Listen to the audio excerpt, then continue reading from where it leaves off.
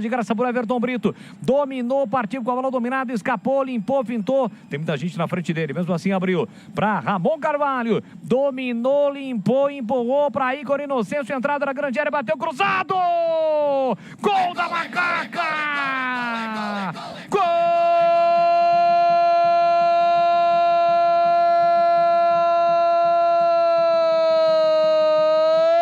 da Ponte!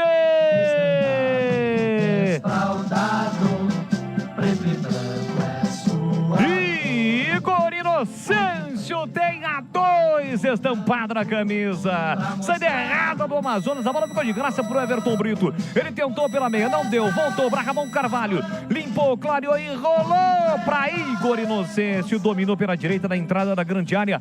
Uma bomba com o pé direito, sem chances pro goleiro Marcão. A Ponte diminui, a Ponte vira, vai tentar virar, mas está viva no jogo. Volta pro jogo a Macaca. Igor Inocêncio faz um belo gol, chute forte, potente, seco, sem chances pro goleirão. Faz na festa, nação alvinegra, pula, pula, pula, pula, sai do chão e vibra a macacada. Olha o povão festejando, olha a galera vibrando, balançou a rede, é gol e é gol da Macaca. Na marca de 11 minutos de bola rolando do segundo tempo, solte o grito, grita comigo, nação ponte-bretana.